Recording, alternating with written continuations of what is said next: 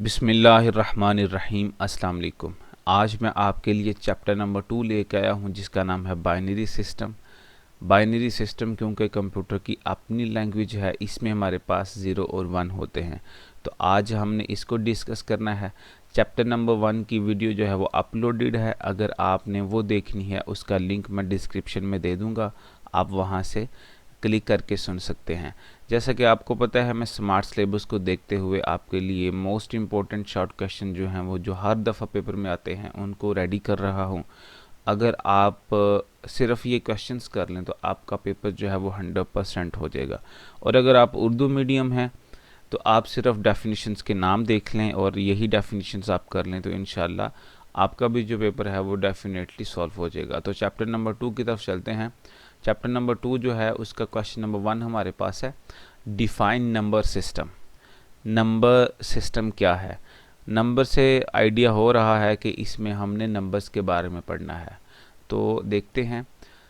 Number system define a set of values. वो कहता है इसमें हमारे पास एक सेट होता है वैल्यूज़ का, मतलब काउंटिंग का, गिनती का एक सेट होता है, use to represent different quantities, जिससे हम क्या करते हैं, डिफरेंट क्वांटिटीज़ को शो करते हैं। जैसे कि वैल्यूज़ अगर छोटी होंगी तो नंबर छोटा होगा, बड़ी होगी तो बड़ा होगा। It is for the representation of the numeric data. तो क्या कहता है, ये हमारे पास न्यूमेरिक डेटा को शो करने के लिए यूज़ होता है। न्यूमेरिक डेटा मीन्स नंबर्स, जिसमें हमारे पास काउंटिंग आती है 1 2 3 and so on. Question number 2 है डिफाइन बाइनरी सिस्टम। बाइनरी क्योंकि मैंने पहले बताया कंप्यूटर की अपनी लैंग्वेज है, इसमें दो नंबर होते हैं 0 और 1। 0 और 1 के अलावा कोई और नंबर नहीं होता और इसकी बेस जो है वो 2 है। Binary number system has base 2 as all the number system consist of only 2 digits 0 and 1। क्योंकि इसकी बेस 2 है तो बेस से आइडिया हो जाता है कि इसके अंदर कौन कौन सा नंबर होगा, तो वो हमारे पास 0 और 1 है। Digital computer store data in binary form. जो आजकल के डिजिटल कंप्यूटर्स हैं वो जो डाटा को स्टोर करते हैं वो बाइनरी की फॉर्म में करते हैं। ये कंप्यूटर की अपनी लैंग्वेज है तो इसलिए डाटा जब भी स्टोर होता है तो बाइनरी फॉर्म में ही स्टोर होता है। क्वेश्चन नंबर 3 है, व्हाट इज़ मेमोरी। मेमोरी क्या है? मेमोरी से आइडिया हो रहा है कि ये स्टोरेज के हवाले से बात हो रही है।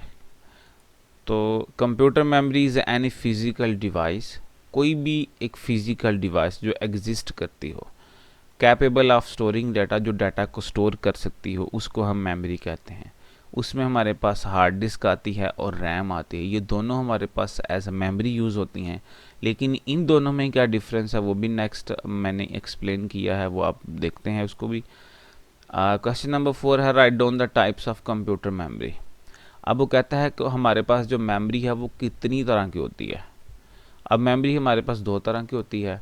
नंबर 1 वोलेटाइल मेमोरी, जिसको हम टेम्परेरी मेमोरी कहते हैं, and number 2 is non volatile memory, जिसको हम परमानेंट मेमोरी कहते हैं। अगर आप सिर्फ इसको अच्छे से समझ लें तो मिनिमम आपके 6 क्वेश्चन जो हैं वो कवर होते हैं। ठीक हो गया। इनके क्योंकि नेम चेंज हैं तो नेम से डेफिनेशंस आ सकती है। जैसे कि आपको डेफिनेशन ये आ सकती है, what is a volatile memory and what is a non volatile memory. और दूसरी तरह से वो पूछ सकता है, what is a temporary memory and what is a permanent memory. और दूसरा आपसे ये पूछ सकता है, what is a primary memory and what is a secondary memory. तो जो प्राइमरी मेमोरी है उसको वोलेटाइल मेमोरी भी कहते हैं, और जो उसके बाद जो सेकेंडरी मेमोरी है उसको हम नॉन वोलेटाइल मेमोरी कहते हैं। ठीक हो गया। और वोलेटाइल मेमोरी को रैम भी कहते हैं। व्हाट इज़ अ रैम, तो रैम भी आएगा तो वो भी हम इसी को कंसीडर करते हैं। तो इनको नेक्स्ट मैंने एक्सप्लेन किया हुआ है, उसको भी देखते हैं। Question number 5, what is meant by ASCII code. अब ये कौन सा कोड है? ये नॉर्मली हम खुद जो प्रोग्रामर होता है ना वो एक कोड सेट करता है कि अगर आप ए लिखना चाहते हैं ना तो ए इसके इक्वल है, मतलब 1101। अगर आप भी लिखना चाहते हैं तो वो इसके इक्वल है, उसके लिए 1101 लिख दे। मतलब कोई भी कोड जो है वो आप करैक्टर के अगेंस्ट सेट कर देते हैं तो उसको हम आस्की कोड कहते हैं। All the character on your keyboard has an associated code in binary. वो कहता है जितने भी आपके कीबोर्ड के ऊपर बटन हैं उनको एसोसिएट किया गया है बाइनरी के साथ। मतलब हम तो ए प्रेस करते हैं कीबोर्ड से, लेकिन कंप्यूटर को वो ए नहीं लगता, क्योंकि हम कंप्यूटर ए के अगेंस्ट हमने एक बाइनरी जनरेट की हुई है 1101। हम ए प्रेस करते हैं तो कंप्यूटर उसको 1101 पढ़ता है। तो ये ज़रा थोड़ी सी कहानी है जिसको हम आस्की कोड कहते हैं। This code is called ASCII code for the code of the character. ये एक्चुअल में क्या है, करैक्टर का कोड होता है। हर करैक्टर के अगेंस्ट हमने एक कोड लिखा होता है। ASCII stand for American standard code for information interchange. यहाँ पे हमारे पास इंफॉर्मेशन मिस है, आप वो इंफॉर्मेशन लिख लीजिएगा। ASCII stand for American standard code information for interchange. For से पहले इंफॉर्मेशन आएगा। नेक्स्ट हमारे पास क्वेश्चन नंबर 6 है, डिफाइन वोलेटाइल मेमोरी। एक नाम, what is a RAM, second name, what is a primary memory, third name. तो इन तीनों में से किसी भी नाम से आपको डेफिनेशन आ सकती है, तो इन तीनों को आपने याद रखना है। Volatile memory also known as a RAM. वो कहता है जो हमारे पास वोलेटाइल मेमोरी है उसको हम रैम भी कहते हैं। अब रैम क्या है, RAM stand for random access memory. ये हमारे पास रैंडम एक्सेस है। रैंडम का मतलब क्या होता है, तरतीब से जो डाटा ना हो, जो आगे पीछे पड़ा हो, उसको हम रैंडम बोलते हैं। It is stored data temporarily. RAM में जो डाटा स्टोर होता है वो थोड़ी देर के लिए स्टोर होता है। आप जब कंप्यूटर बंद करते हैं डाटा इससे लॉस हो जाता है। ये इसमें डाटा तब तक हमारे पास स्टोर रहता है जब तक हमने कंप्यूटर चलाया होता है। अब डाटा स्टोर कौन सा होता है कंप्यूटर में, डाटा रैम में जो डाटा स्टोर होता है वही डाटा स्टोर होता है जो कंप्यूटर चलाने के बाद आप वर्किंग करते हैं। जब आप कंप्यूटर बंद करते हैं तो आपकी जो वर्किंग हुई है वो लॉस हो जाती है, तो इसलिए हमारे पास ये टेम्परेरी मेमोरी है। When computer switched off data will be lost. जब आप कंप्यूटर बंद करते हैं डाटा लॉस हो जाता है जी। नेक्स्ट हमारे पास what is a non volatile memory, what is a secondary memory and what is a hard disk. इसके भी 3 नेम हैं, किसी भी नाम से आपको डेफिनेशन आ सकती है। A device which can hold data permanently. वो डिवाइस जो आपका डाटा परमानेंट सेव रखे। परमानेंट मीन्स हमेशा के लिए, और टेम्परेरी मीन्स आर्जी तौर के लिए, थोड़ी देर के लिए सिर्फ।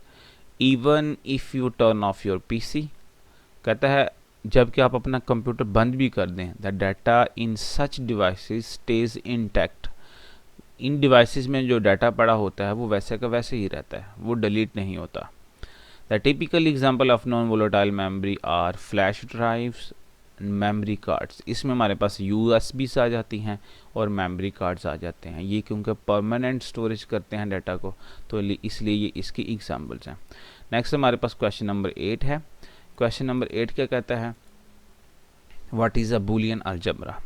अब बूलियन अलजबरा क्या है, Boolean algebra is the algebra of logic. अब लॉजिक क्या, वो कहता है जो बूलियन अलजबरा है वो अलजबरा ऑफ लॉजिक है। लॉजिक क्या है, लॉजिक में हमारे पास एक्चुअल में हमारे पास येस और नो में आंसर होता है।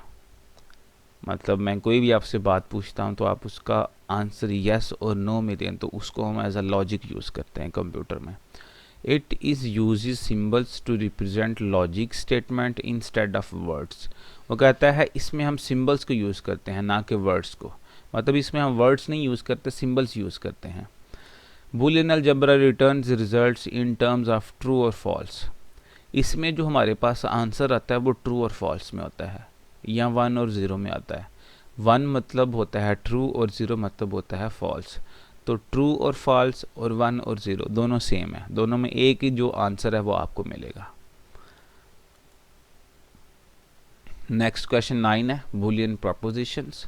अब बूलियंस प्रोपोजिशन क्या है, अ proposition is a sentence that can either be a true और false.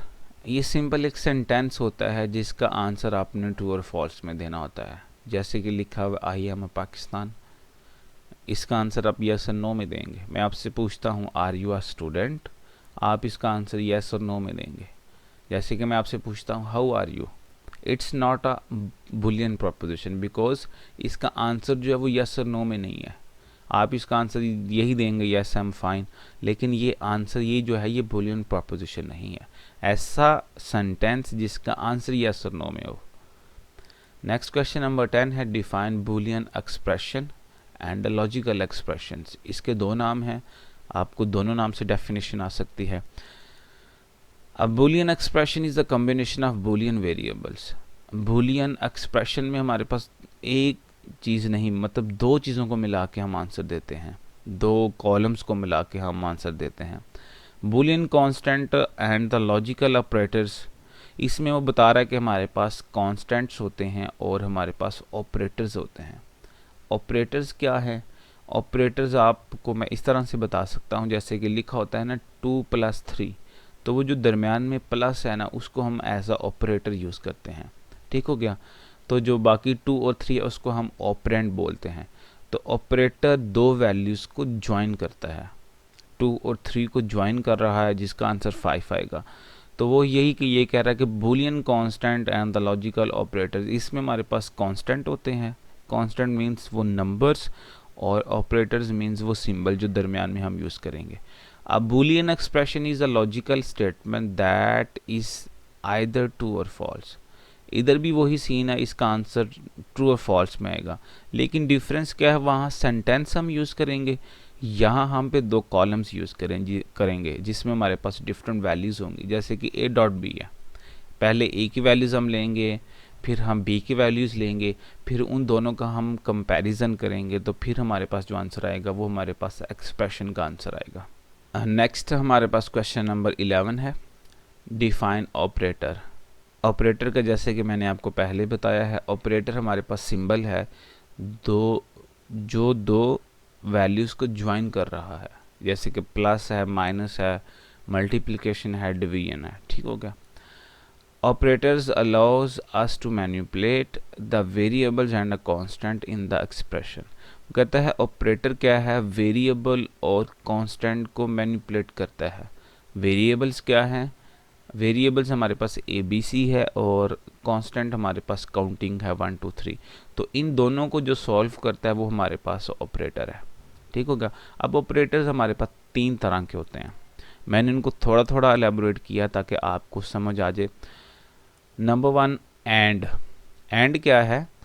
The end operator is define Boolean algebra by using dot. And को हम डॉट से रिप्रेजेंट करते हैं।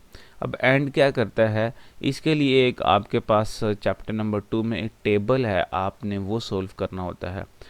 तो आप अगर वो टेबल देख लें तो आपको अच्छे से समझ आ जाएगी। एंड में क्या होता है, जब हमारे पास दो कंडीशनें ट्रू होती हैं तो हमारे पास रिज़ल्ट ट्रू आता है। ठीक हो गया। अगर एक फॉल्स आ जाए तो हमारे पास रिज़ल्ट फॉल्स हो जाता है। नेक्स्ट हमारे पास है और operator. The operator is define Boolean algebra by using plus operator. और एंड में ये फ़र्क है, एंड का डॉट ऑपरेटर है और का प्लस ऑपरेटर है। एंड में दोनों कंडीशनें ट्रू हों तो हमारे पास रिज़ल्ट ट्रू होता है, और में एक भी ट्रू आ जाए तो हमारे पास रिज़ल्ट जो है वो ट्रू आ जाता है। और not returns true when the operand is false and return false when the operand is true। not क्या करता है, अगेंस्ट करता है। अगर ट्रू हो तो उसको फॉल्स में चेंज कर देता है, और अगर फॉल्स हो तो उसको ट्रू में चेंज कर देता है। तो ये तीन ऑपरेटर है हमारे पास कंप्यूटर में, तो आप इनको देख लीजिएगा। नेक्स्ट हमारे पास है question number 12, what is a truth table. Truth table क्या है? ट्रूथ टेबल में बेसिकली हम टेबल एक बनाते हैं जिससे हम कोई भी एक्सप्रेशन जो है उसको सॉल्व करते हैं। The basic logical operations can be define in form known as a truth table. कोई भी जब हम ऑपरेशंस जो है उसको सॉल्व करते हैं तो हम ट्रूथ टेबल में करते हैं। Which is the list of all possible input values, जिसमें हमारे पास वो वाली वैल्यूज़ होती हैं जो हमने इनपुट ली होती हैं। इनपुट क्या था? जो डाटा हम कंप्यूटर में एंटर करते हैं, मतलब हमने किसी यूज़र से कोई डिफरेंट वैल्यूज़ जो होती हैं वो ली होती हैं। Truth table is use to check whether a proposition are true और फॉल्स। ट्रूथ टेबल में हम ये चेक करते हैं कि क्या हमारा जो एक्सप्रेशन है वो फॉल्स है कि ट्रू है, और उसके अगेंस्ट हम कोई ना कोई रिज़ल्ट जो है वो जनरेट करते हैं। बेसिकली ये हमारे पास सारा प्रैक्टिकल वर्क है। तो मैंने इसके लिए डेफिनेशंस ऐड की हैं, आपको थोड़ा बहुत एक्सप्लेन कर रहा हूँ।